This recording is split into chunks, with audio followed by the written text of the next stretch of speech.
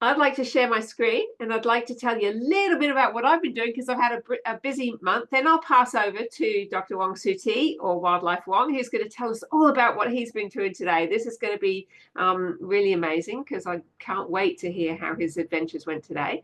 And then after that, we'll pass on to Casey Woodward, who is our guest speaker today, all the way from Western Australia. So very, very exciting there. All right. So you guys I don't need to go through this stuff. You guys know that I write books about Wong, and that I've written 7 books so far, his biography and 6 children's books. What you don't know, though, is I spent a week last week in Brunei, in northern Borneo. I was actually working with the Juradong International School in Brunei, which is had actually asked me to come and spend the entire week with them for Book Week and do workshops with every single one of the children in their incredible school. Now, I have to say, this is one hell of a school. If you're not quite sure where Brunei is, there it is. It's got a little red circle around it. When I was going to Brunei, and many people asked me where it was, and a lot of Australians think it's somewhere in the Middle East. So if that's you, then you're not alone. Brunei is surrounded by Malaysia, and that will become evident why that's important in a minute. But to fly into Brunei and actually do some work with the kids who actually work around the animals that I've written about was an absolute privilege, and I absolutely loved every moment of it. For those of you that don't know much about Brunei, Brunei is a kingdom, has a sultan who runs the country. It's a Muslim country, and there are a lot of incredible mosques and beautiful architecture, which I very much enjoyed having a look at. I also enjoyed going to the national park. This is Tembron National Park, where there's this incredible aerial walkway through the canopy. And I actually got to play in the waterfalls and things as well, and see some wonderful wildlife. I went on a riverboat tour straight from the capital through the water village and out to see some of the incredible creatures, including some of these. We've got silverleaf monkeys and proboscis monkeys are the 2 that you probably recognize. I know you'll know what a crocodile looks like too, so that's a pretty good one too. That was a very close-up crocodile, which is just a little bit nerve-wracking, but awesome to see. But I was there to work, so I actually did 12 different workshops, 12 one-hour workshops in the week. This was Book Week in Brunei, and I was the key speaker for the week. So I spent 4 days doing 4 one-hour workshops each day, and loved every second of it. It was just so much fun. Probably the highlight was on the last day when I did workshops together with Wong, who actually came in. This was the funniest thing, wasn't it, Wong? We actually didn't know until a week or 2 before we went that we were actually going to be presenting at the same school on the same day. So we ended up combining our efforts and doing a combined presentation about our experiences together, specifically the idea about his work and me writing about it, which was super fun. Anything to add there, Wong? Yeah, super fun. Very busy morning, presenting to different school back to back, which was good. Yeah. Yeah, it was awesome, wasn't it? The kids were fabulous, really good, and we got some very good feedback too, which is lovely to have. So I bet we both like to thank the JIS school, and on the right hand side is Carly Downing, who is the head librarian, and her team on the left hand side, who welcomed me for the first 3 days. And then the team, if we go back a bit, you can see a lady between Wong and I holding some books. That's Tamara, and she was in charge of the second school that we went to. So what an awesome experience. I loved every moment of it. So that leads me then to pass over Dr. Wong Suti, who is my friend and the hero of all my books. Wong, I'm going to stop sharing because I'm hoping that you're going to tell us some amazing things that you've been up to today. Over to you. Okay, thank you, Sarah. So if you follow my Facebook, I was in Molo National Park 2 weeks ago, and followed by my trip to Brunei, and then had a wonderful morning, do sharing sessions with Serapai in Panagar School in Brunei.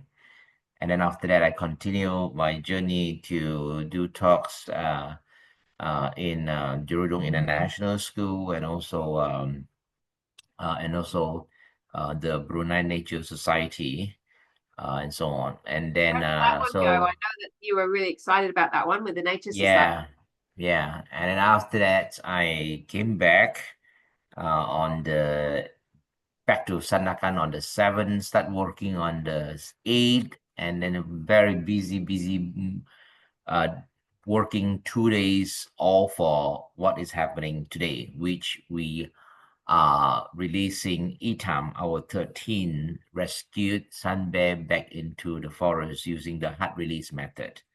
So it started from yesterday. Well, it seems like a long time ago. It's just happened yesterday afternoon. We start to sedate Itam and then move her to the transportation crate. And then last night at 11:50, I think local time in Malaysia, we start driving her on this 5 hours of road trip journeys from Sandakan Sepilok all the way to Tabin Wildlife Reserve. We reach here around five something, yeah, 5:30 or so, and then waiting for the helicopter to come, and then the helicopter did come at 8 o'clock, and then after that, do a little bit briefing, housekeeping for the helicopter ride, and then finally at 8:35, I think we start the the helicopter ride.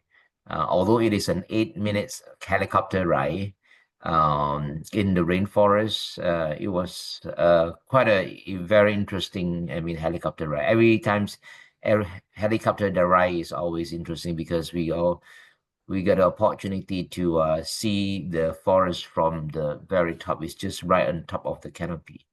I just posted a series of videos and pictures on my social media, and you all can see how it looks like. And then, and because these times the field crew on the ground has more people than usual, so it takes the helicopters 6 ride to shuffle people, and then finally on the 6th ride is Itam being sent to the relay site using an underslung with a big net, carry the transportation crate underneath the helicopter. So it was quite a something. And then finally on 11 o'clock, 11:04, I think, yeah, it's the time where we open the door, and then Itam dash out from the transportation crate. And then actually she was like wandering around and then not immediately disappeared, and then finally disappeared, and that's it, operations, I mean, mission accomplished. And then after that, it is the helicopter, a very busy trip. I don't know, I lost track of how many trips the helicopter fly in between the release site and the forest edge of the Taiwan Wildlife Reserve where the helipad is, and Yeah. then to get all of us out. Yeah, and then at the times the weather turns bad. Yes, since yesterday I was very worried because helicopter ride is extremely sensitive to bad weather, and Yeah. then actually quite dangerous. And then when I look at the forecast say, oh, we're expecting a storm at 10 o'clock in the morning. And then when early this morning, hey, it turns out the weather is fine. And then I check out the weather forecast again. And then the forecast, oh, it will get rain at noon, and sure enough, the rains come at noon. And then on and off, on and off, on and off is extremely unpredictable. Yeah, that kind of weather in the rainforest. So you had a bit of So a challenge with mud, and one of the vehicles got stuck. Can you yeah, tell? one of the vehicles who is a van from our funders, Hazana Foundation, her team was like, oh, got stuck in a mud. Lately, the weather in Sabah still very wet. This year we have a very prolonged rainy season. The rainy season is supposed to last from December and January, and it seems like this year it lasted until now, which is almost mid March, which is extremely unusual Yeah. because usually the drought will start at March, the dry weather, and then the driest month in Sabah historically is on April. But still we have very wet weather. But the date already been chosen. We cannot simply postpone the whole trip because we have made payment for the helicopter and so on. Yeah. Yeah, so that's it. That's today. So hopefully Etam will roam freely, safely and happily in this rainforest. And for your information, Tabin Wildlife Reserve is double the size of Singapore, 1,200 square kilometers, with no people live in there. So that makes this forest uh, a heaven for wildlife because Mm. wildlife and people did not get along well because So what made bad you people able to everywhere. pick Etam as a candidate for release? Okay, so Etam was one of the three, I call this pandemic bear when we rescued her as a cub during the COVID-19 pandemic back in July of 2020. And then started in, I think, 2 years ago. We see her shied away from people. She is not like Kipaku or Batong, who is very attached to people, who is habituated to people. She is very independent. And then since 2 years ago, we decide, hey, she might be a good candidate. And then after that, we try to keep people away from her. And sure enough, when she got older, she developed good surviving skills. She can make nests. She was seen so many times making nests all by herself in the forest enclosure. She can find food. And then we do very detailed observations on her behaviors and then and what makes her different from other bear cub at the times where she is very shy from people. She do not trust people, which is a Which is a good good thing. behaviors, good traits, that we need for a release sun bear, so that they are not going Mm. to purposely find people after the release, because any bears that is habituated, any bears that's purposely looking for people will be a dead bear. Yeah. Yeah. Wow, amazing. I'm sure everyone else has questions for Wong. What do we need to know?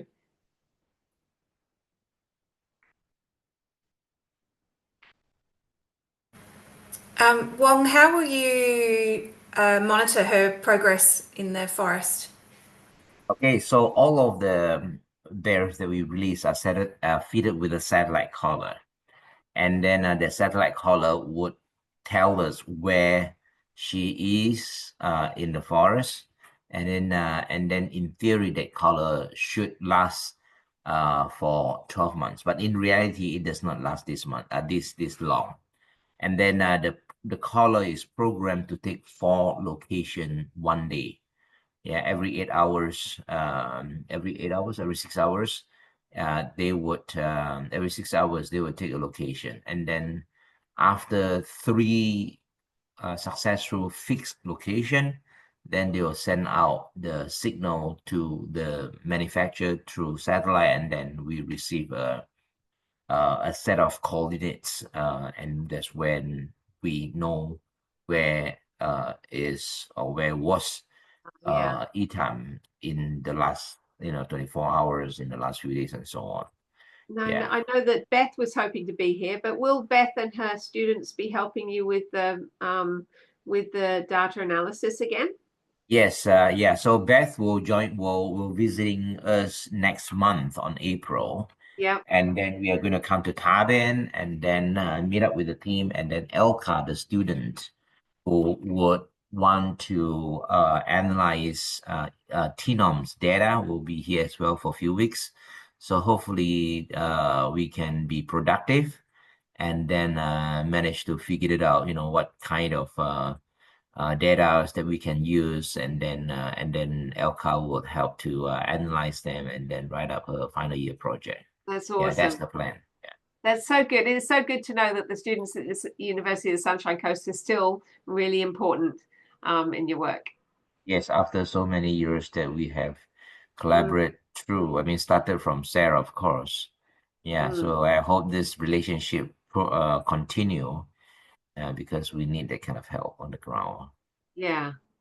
Yeah. And of course, with the Sunshine Coast, we ought to be the Sun Bear capital or second capital. Yes, absolutely. Any other questions for Wong? How long was that particular bear in your care? I don't know if you answered that and I maybe missed it. The particular bear under our care. Yeah, Yeah. like how long did you have her before you were able to release Oh, her? okay. So she was rescued. Actually, she was sent to Sabah Wildlife Department on June. I forgot the date. On 2020, and then was sent to us as a cub in 28th of July, 2020. So that was during the so-called lockdown. Yeah, that was the first year of the pandemic. All of the country border was locked down, no tourists, and Yeah, it was a bit people tricky. restricted their movements during their times.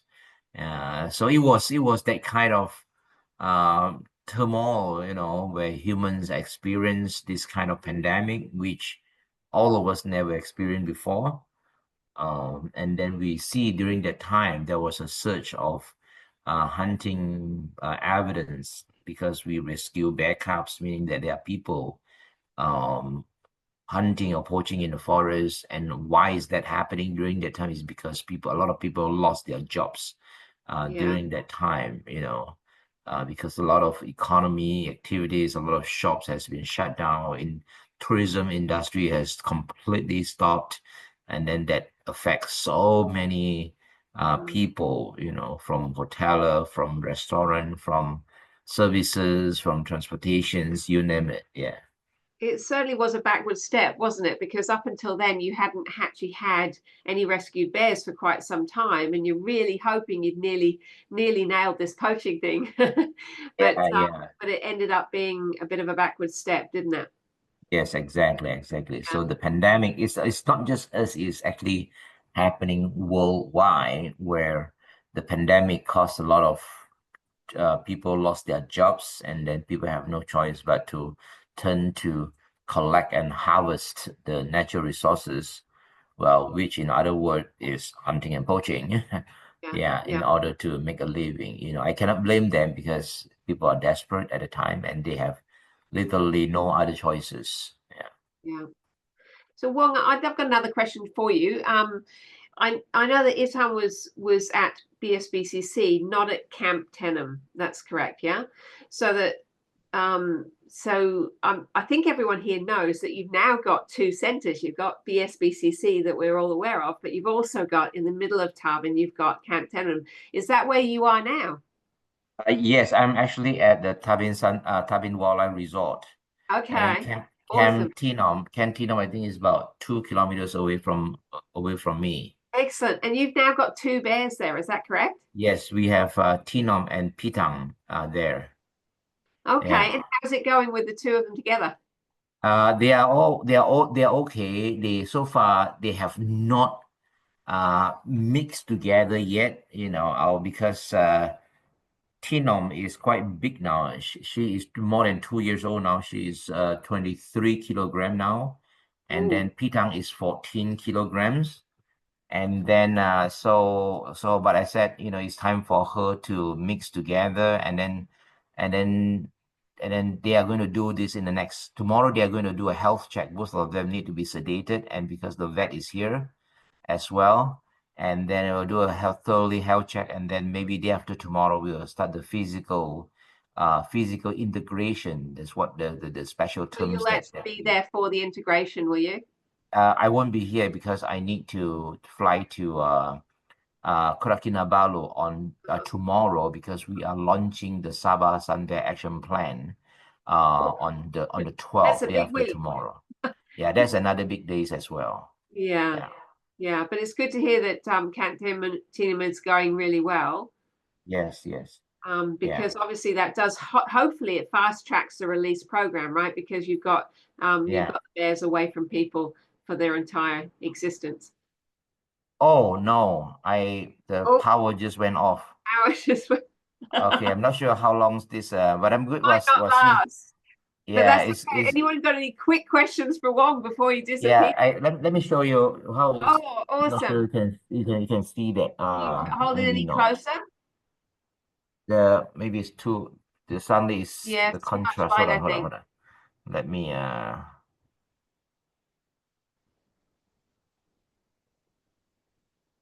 sure you can see that. That is Tinom and Pitang. Oh wow. Yeah. So you can see the size different with these two bears, right? Yeah. So they're going to be integrated tomorrow with any luck. Day after tomorrow. Day after tomorrow. Okay. So everybody watch power is back. Wong's spaces on socials and see what happens, hey? Yeah. Fingers crossed for that one. Yeah, fingers crossed for that one. Oh, you've got the power back. Yeah, you got the power back. All right. Elijah, do you have any questions for Wong? Thinking hard. Well, thank you very much. Oh, hang on. We got one coming, I think. What are you thinking, Elijah? Anything coming up? I remember I thought before, with the trackers, like, have you ever, like, have the bears, well, no, they wouldn't, would they? Because they're in like a little enclosure. Like, are they just in the jungle wild, or are they like? Does it have a barrier? Does it have a barrier? Oh no, this jungle have no barrier. This jungle is vast. This jungle is double the size of Singapore, with no people live in there. Okay, so with your bears that you've released, and then any of them, have you ever found that they've been like taken by hunters again? Not taken by hunter. We have 2 confirmed deaths where we found their carcass after the release, a few weeks after the release, and we went in. When we receive a mortality signal, when a caller is not moving for more than 8 hours, it sends us a mortality signal, meaning that the caller is not moving. It could means that the animal is dead or the animal drops from the bear's neck. Yeah. Then the next thing that we should do is to quickly dispatch a team, search and rescue operations to look for the collar on the ground in this rainforest. It's not the easiest of things, is it? A small collar in the jungle is not easy to find, I don't think. No, it's not. It's seriously like, more difficult than finding a needle in a haystack. Yeah. Yeah. But it's worth the effort because they're worth a lot of money, aren't they? Yes, worth a lot of money, and also the knowledge, the data, stored on inside the collar is valuable to us. Yeah. Yeah. Wow, well done, Wong, for what you're doing. It's incredible work, and and thank you so much for coming in and telling us about it first. We know that you haven't been to sleep last night, so it's probably, I'm sure that Casey won't mind if you don't listen to her give her talk and actually go and get a bit of rest. Yeah, no, it's okay. I will be here until 6:30 and until this whole session is ended. Awesome. All right. Elijah, you got another question? Have you ever thought about putting cameras on the collars? Well, there are such a thing, but usually it does not last long. Why? Because the sunbear will destroy them at no time. If the device is too big or too bulky or too on the way. And then second, the camera, there are cameras that transmit data. I mean, the images from a close distance in this case, which is not going to work. And then, yeah, and then store on board, meaning that, you know, the cameras also needs to chew a lot of batteries, you know, to do that. Then the collar have to be very big, which is not feasible. Yeah. Well, we've got a question from Jenny too, who's wondering what the bears died from, the ones that were. Okay, so we do not know 100%. Yeah, we can only suspect, like say for example, one bears die from getting a fight. You know, some bear was found dead after 2 weeks or so, and then because he was a male bear, and because he was found dead such a short time period after the release, so he's probably think that she can die from, you know, getting a fight with a local residence bear. And then the other bears, we suspect, you know, because when we found the body is only skeletons and hairs and skin, so not much we can tell about the cause. Maybe they still die from starvation is another reason. Yeah, because it is not easy for any sun bears to survive in this forest. Yeah. But you still feel really strongly, even though their chance in the wild is you know, their life expectancy in the wild is a lot less than in the center. You still feel very strongly about them being in the wild. Why is that? Yeah, I think, you know, because sun bears is wildlife, they deserve, you know, their rights to live in the wild. Only human mess things up, you know, takes the rights for them to live in the forest. And if we were to see, they still have even, you know, 50-50 chances, I still want to do that, because this is where they truly belongs. And then when in captivity, they are not designed captivity. They are animals who designed to roam a big forest, and then they also play many important ecological roles in the forest. They should belong into the forest. Yeah, for me, I'm a wildlife biologist. You know, I want bears to live in the forest and not in captivity, not even at the Wildlife Conservation Center. Yeah. Now, I know you said to me before that your ultimate goal would be to actually close the center one day. Yeah, well, not close, but we do not need to rescue and then continue to do other jobs like captive breeding, education, research. Yeah, so things like that. Yeah, really important work. Thanks so much, Wong. Any last questions? Now's your last chance. Yeah, I think I've taken a lot of time from Cassie. Yeah. Yeah, let's give the rest of the time to Cassie then. Thank you so much for coming and being here every month thank you. and for the work you're doing. Yeah, thank you. And it was great to see you this month. Sure, of course. Yeah, sorry I missed last month. Yeah.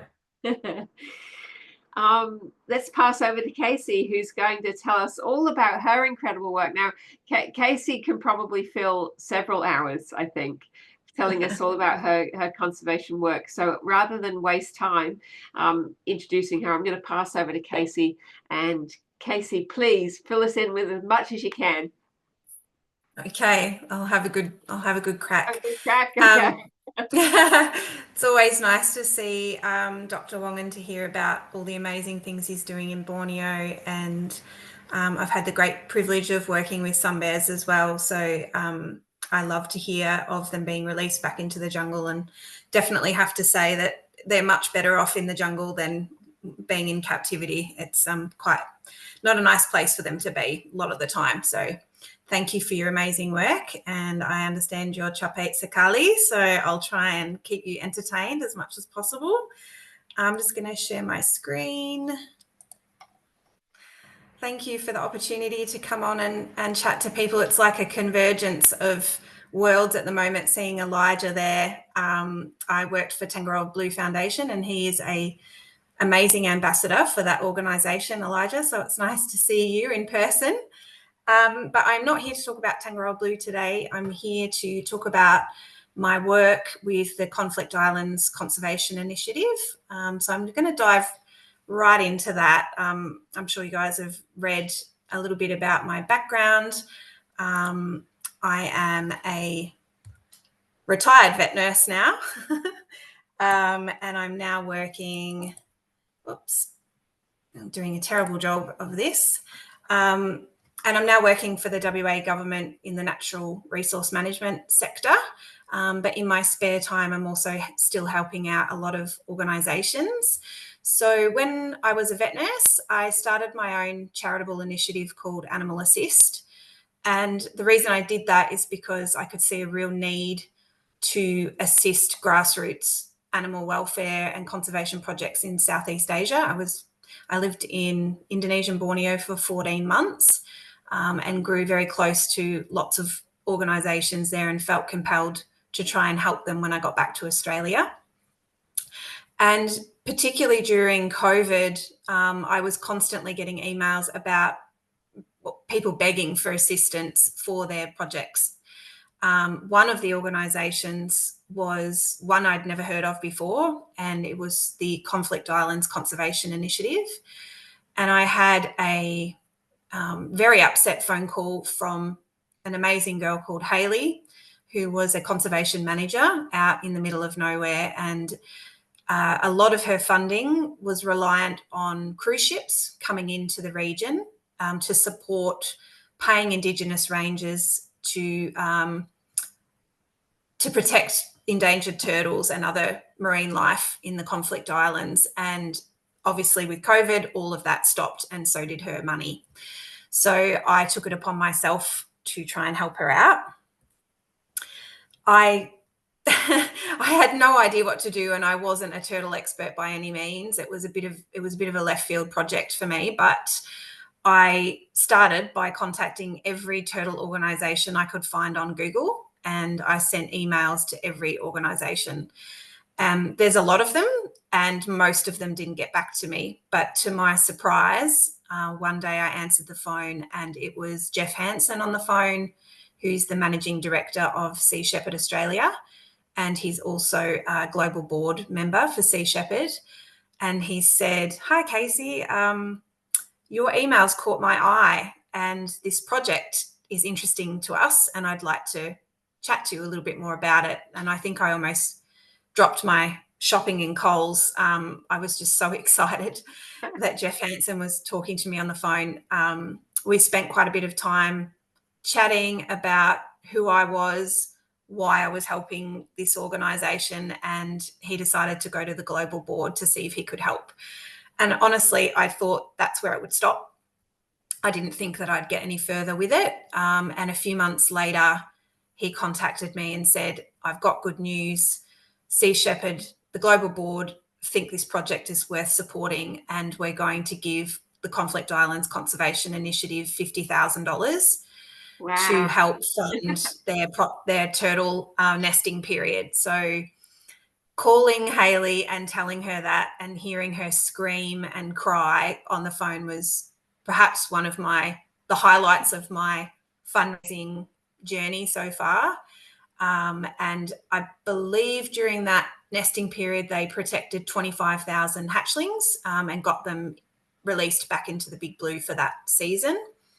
The following season, Sea Shepherd tripled their support, and they provided $150,000 for that project. So over 50,000 endangered and critically endangered turtles were protected during that nesting season. And that 2-year support kept the lights on at that organisation, and it was a real privilege to be able to broker that partnership. So that's how I started working with CC. Since then, I've been fundraising and helping Hayley to write grants, all sorts of bits and pieces that have come through for her. And I was invited 6 months ago to join the board of directors, which was a real privilege and an honour to be considered. There's a lot of amazing people on this board, namely Sarah Beard, who is a ex-co-founder of Take 3 for the Sea, who I'm sure that most of you in Australia would know. And that is where I'd like to kind of delve in a little bit more about what this project's about, because it's a little fish doing big fish things, in my opinion. So where is the Conflict Islands? Very good question. It's a 21-island atoll located in the Milne Bay province of Papua New Guinea in the heart of the Coral Sea. It's approximately 1,100 kilometres from the tip of the Great Barrier Reef, and it's quite literally a blip in the ocean. You have to zoom in as far as possible on Google Maps to be able to see the islands, and some are not even visible on Google Earth, which I think is so cool. Sylvia Earle, who some of you might know, the legendary explorer and marine biologist, introduced the term hope spots in her 2009 TED Talk, and since then has inspired millions around the world. The Conflict Islands, sorry, I've gone back to where I was, silly me. The Conservation International conducted an ecological report which revealed that the reefs hold more than half the world's coral species, making the Conflict Islands one of the richest natural habitats in the world. And Sylvia has named the Conflict Islands as one of Mission Blue's global hope spots. And they're really special places that are scientifically identified as critical to the health of the ocean. Hope spots are championed by local conservationists like Hayley, who they support with communications, expeditions, and scientific advisory. So thanks to the atoll's remote location, its vibrant ecosystem has virtually been left untouched, which is amazing. So who is CC? CC was founded in 2017 by a group of passionate conservationists determined to preserve the rich marine biodiversity of the Conflict Islands. I don't know, I had to research why it's called the Conflict Islands, because it just seems so unlike a name that you would call this paradise, but it's actually named after the HMAS Conflict. The organisation works closely with local governments, local communities and international conservation organisations to garner support and establish partnerships aimed at achieving common conservation goals. They're actually privately owned by an Australian businessman, Ian Gowrie Smith, who brought the islands over 20 years ago. He is the CEO and founder of CC, and he wants to preserve and protect this special place. So some of the key challenges that the Conflict Islands face, one of the big ones is shark finning. I'm sure Dr. Wong would probably be aware of this practice as well in Malaysia, but it remains a devastating practice driven by the demand for shark fin soup in some cultures. It's a barbaric practice and it involves catching sharks, removing their fins and discarding the rest of the body into the ocean. And it's led to a significant decline in shark populations across our oceans. In 2012, when Hayley and her husband Ed visited the Conflict Islands for the first time, this practice was not uncommon. Shark finning would take place on the islands that were unprotected and unpatrolled, as there were minimal opportunities to earn an income, so the local fishermen would resort to selling shark fins to local buyers. Another huge challenge, global challenge, one that I'm very familiar with, is plastic pollution. It poses a great threat, with vast amounts of plastic waste entering the oceans each year. Marine animals, including sea turtles, mistake plastic debris for food, which leads to ingestion, entanglement, and often results in starvation, injury, or death. Unfortunately, given the remoteness of the islands and the fact that PNG is a developing country, there is no waste management options for the community out there.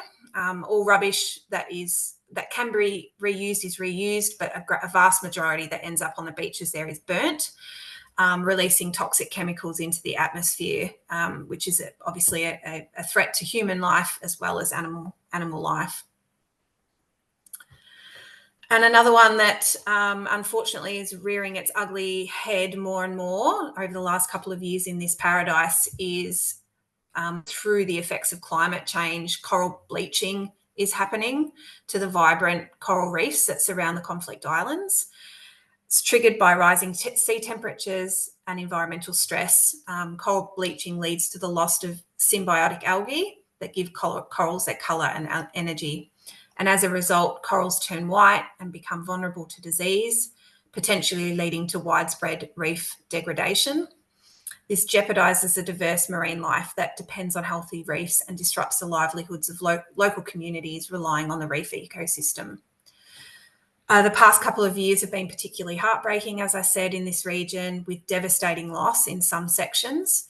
sparking an emergency response from the CC team to start a new project, which I'll touch on soon.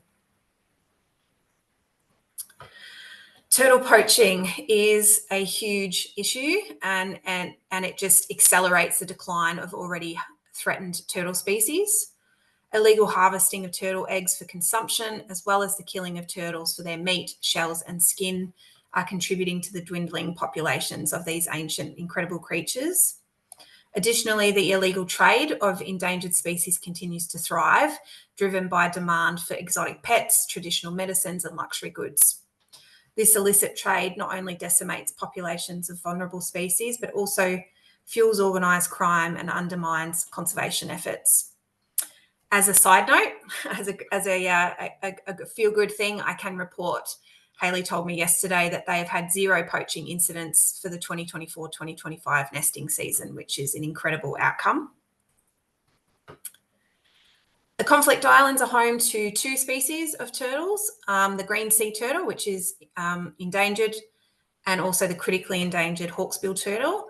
They've also recently discovered, which is really exciting, that the Conflict Islands are foraging grounds for loggerhead turtles as well. They just had a confirmed sighting by a diver a few weeks ago of a loggerhead, which is amazing. The migratory routes between the Conflict Islands and the Great Barrier Reef form a crucial link in the marine ecosystem for the region. Many marine species, including sea turtles, whales, sharks, and migratory birds, rely on these routes for feeding, breeding, and conservation. Conserving these areas is vital to maintaining the health and resilience of marine populations. By implementing measures such as habitat protection, anti-poaching patrols, community education, and research, CC is hoping to work towards ensuring long-term viability of sea turtles in this region.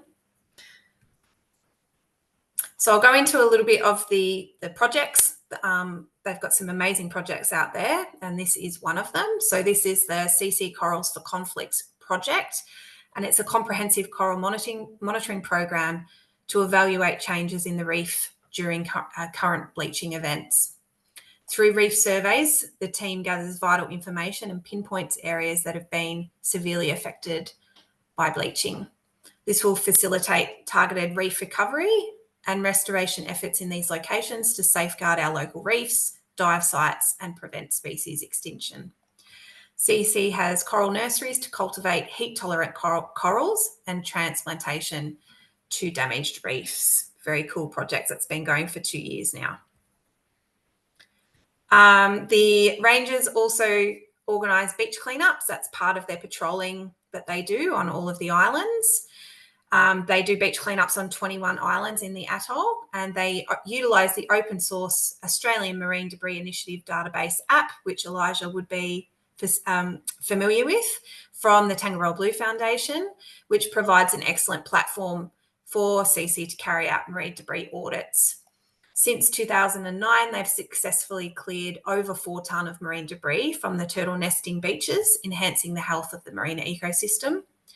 The app, the AMDI app, enables CC to monitor the quality of the items, the quantity of items, the hours spent on their cleanups, the distance of each beach cleaned, and it offers an additional data point for managing this incredibly beautiful area.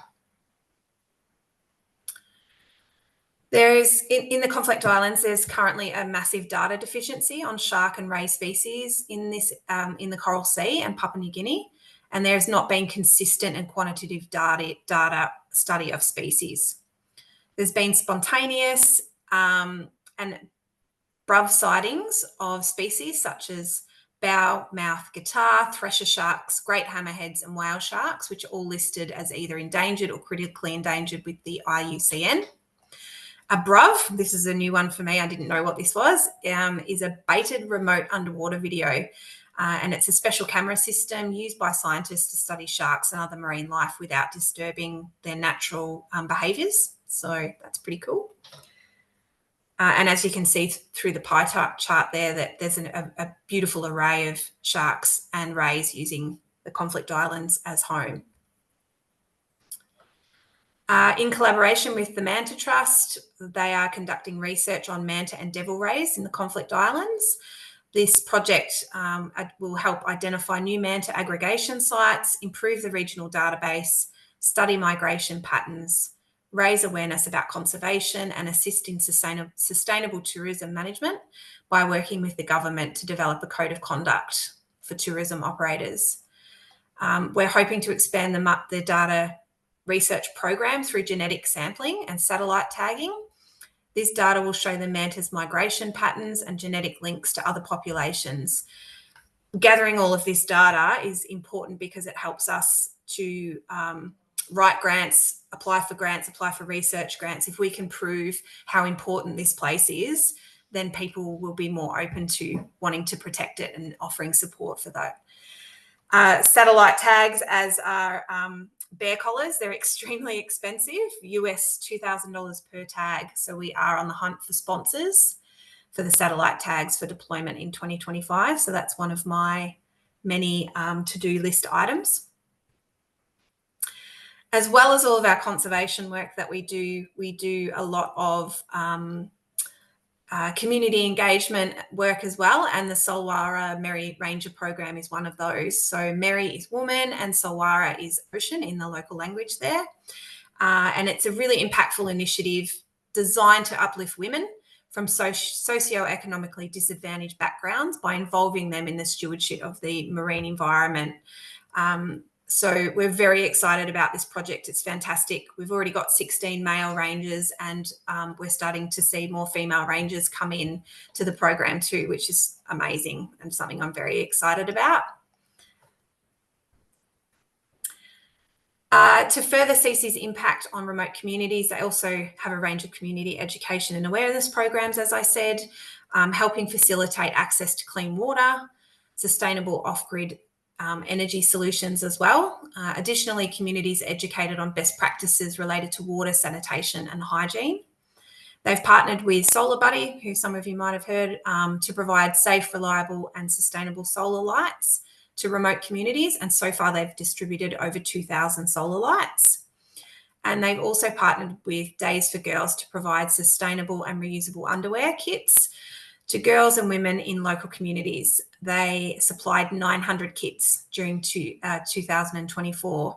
This is really important as well, because not only are we improving the hygiene of women in these places, but we're also reducing waste, which is a huge win. So the diverse team combines a range of knowledge and skills for each of the projects. The local Indigenous rangers possess a profound understanding of the land, its ecosystems, and the significance of conservation. Their bond with Du Bois and the engineering group Islands transcends geography, encompassing cultural and spiritual connections. Leading the team, as I said, is project manager Hayla Versace, who offers guidance, organisation and assistance to ensure smooth and efficient project ops. So important. She complements the ranger's traditional ecological knowledge and expertise with her scientific knowledge. The collaboration between the rangers and Hayley exemplifies how diverse backgrounds and skills can unite to achieve a shared objective of safeguarding our natural environment. Shameless plug here, for Australian residents and businesses, all donations are gratefully received. They have an extremely low overhead, and I can say that because I'm on the board, so I see the figures. So much money goes back directly into their projects, which is amazing. One of the ways that you can support is by giving us a follow. We are on Facebook, Instagram. We're very active in those spaces, and we're also on LinkedIn. So we'd love to have more followers to share our journey. That's all from me, and I'm happy to answer any questions if we have any time. If not, that's okay too. Oh, we certainly do, because you know we're pushing things out a bit, and I'm sure most people here will want to spend time with you, Casey. That was amazing. My goodness, what an incredible project. Yeah, and so great. I mean, I'm probably one of the people that just really didn't even know where the Conflict Islands was. I'd imagine that most Australians don't know where it is. So I'm going to start off the questions by saying, how do you actually get there? Yeah. Okay. So from where I am, it can take over 3 days. So drive to Perth to Cairns overnight. You miss the flight to Port Moresby, so you have to stay in Cairns for a day. You catch a 6 a.m. flight to Port Moresby.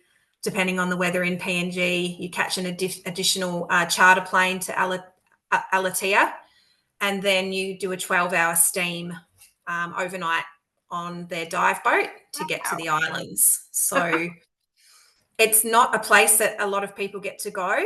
And I'm hoping through one of the grants that we've applied for that I'll be able to go over and facilitate some plastics training with the rangers there and just see the project for myself, because it's one of the projects. Conflict Islands?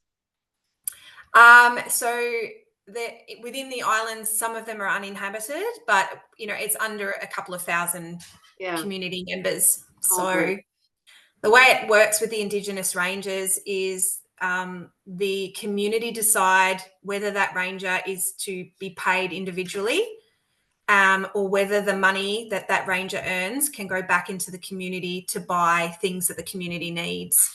So there's a lot of hands-off management. So it's not white people coming in trying to tell people how to run things. Hayley and Ed are very hands-off and allow the communities to decide how things are going to go, how things are going to roll, which I really like. Amazing. I know Elijah's got his hand keeps going up and down, up and down. Go for it, Elijah. Hello. So hey, Elijah. So with you guys protecting the turtle hatchlings, like you're protecting them from poachers, and is there anything else you're protecting them from? What? Yes. We're protecting them from predation. So they get eaten by goannas that live on the islands. Yes. How did they get there? The goannas. You know what? Well, those big lizards are pretty good at swimming.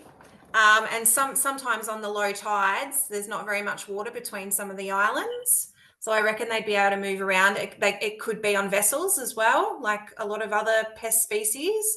So the lizards that live out there are not pests, but they really like to eat turtle eggs. And when you've got critically endangered species, that needs to be, properly managed.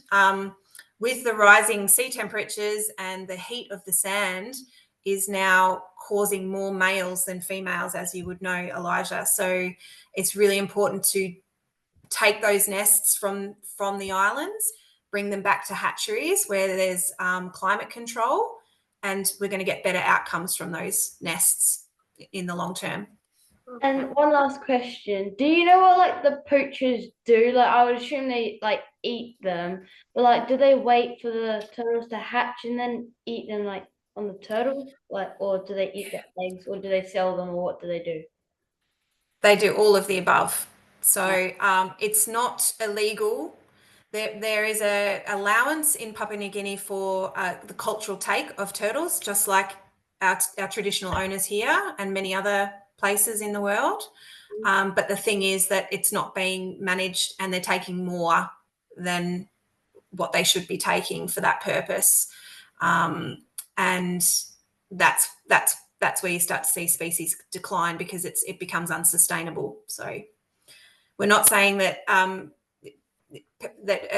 Indigenous people can't eat turtles. That's part of who they are and their culture and their history. But it's when it becomes unsustainable that's when you start to see those tipping points.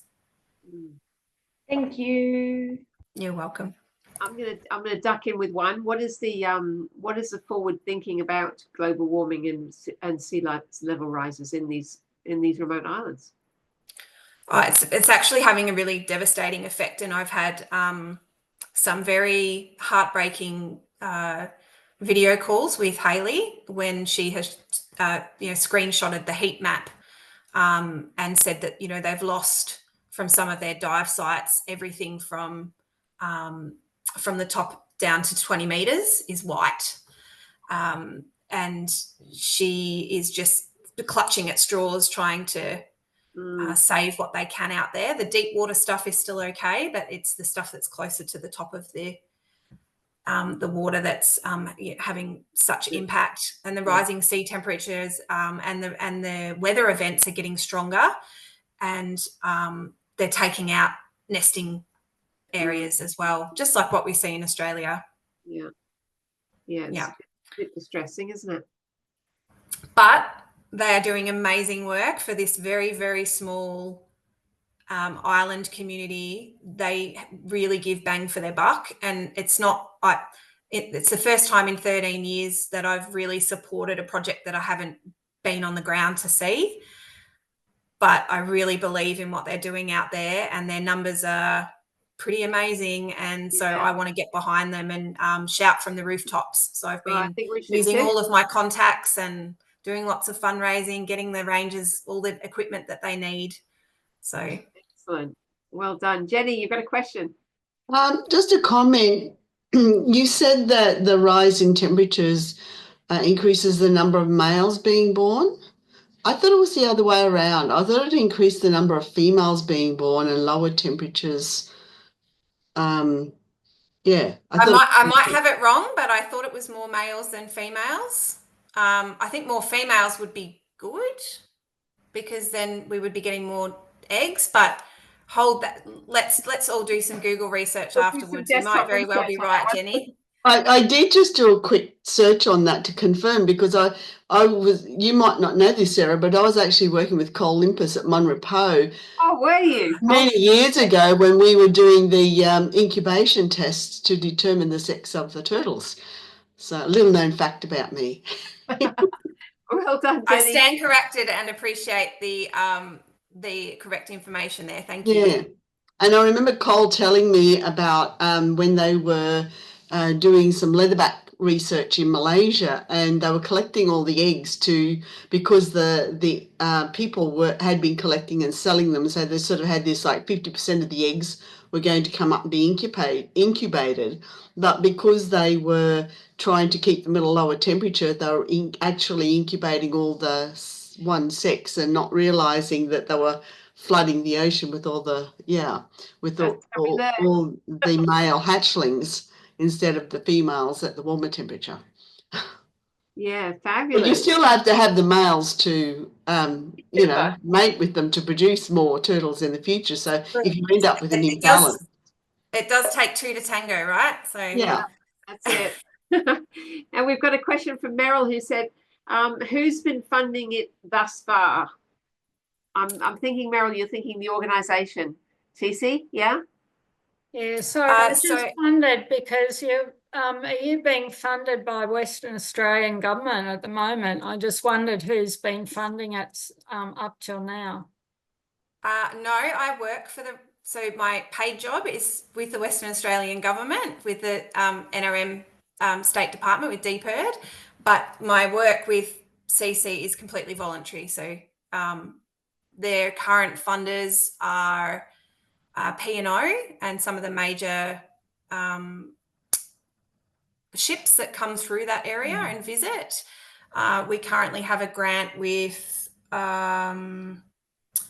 Mission Blue as well, but we're operating on a couple of $100,000 a year basically. So the Great Scramble is on. We're right in the heart of grant writing at the moment, and crossing our fingers for a big multi-year grant to try and, so we're not scratching around for dollars all the time. Yeah. Hey, so do you work with Project Manta at all? We had I think we have someone talk to us about 4 or 5 months ago. Yeah, I think I saw that actually. Yeah. I think the partnership is with Manta Trust. Okay. Yeah. Awesome. Hey, Jazz. Jazz. Yeah, sorry. I was just going to say my dinner's getting cold, so I'm going to have to go. But I just wanted to thank you so much for your time being here. It's really encouraging to hear about organizations that are doing it right and actually working with the Indigenous communities correctly, because I just feel like that's still something that the world is learning to do. So yeah, I just wanted to say thank you for being here, because yeah, I've followed you guys, and we'll definitely be considering the monthly coffee donation kind of support.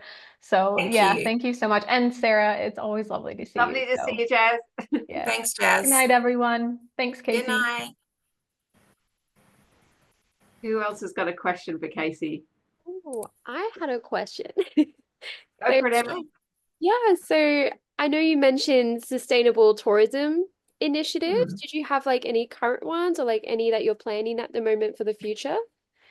So the big one is going to be around mantas. The Conflict Islands is a huge aggregation site, and that is such a special place.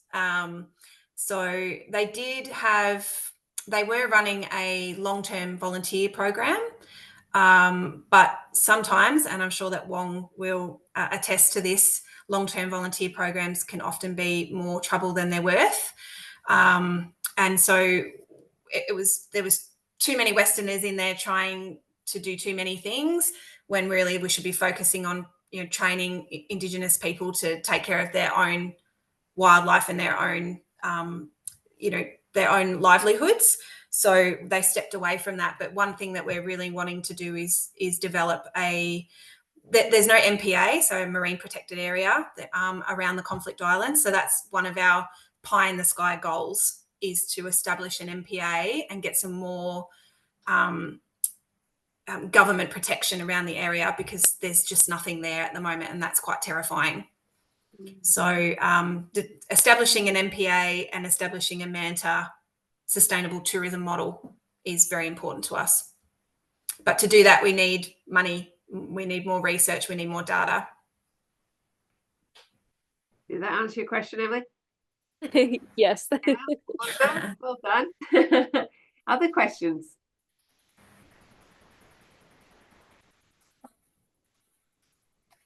I've been freed.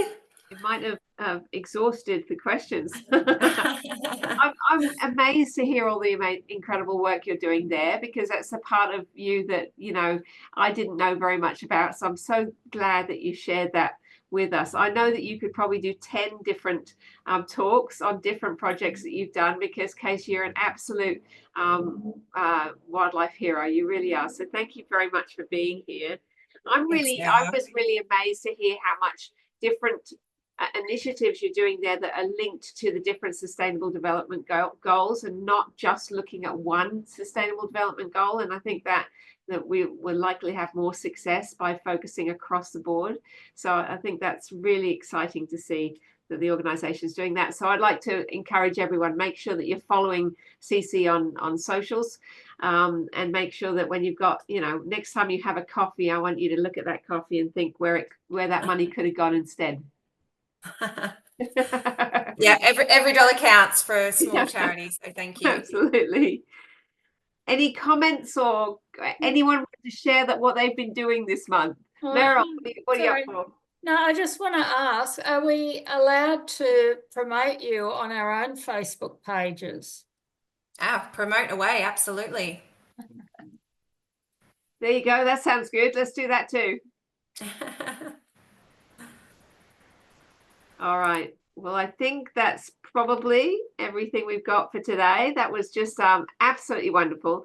Thank you very much. I'm going to share my screen just for a moment, because this video that we've just been making today will be shared on my YouTube channel. If you're not sure where that is, there's the YouTube channel link. And while you're there, please subscribe to it, and then you'll know when new things get added.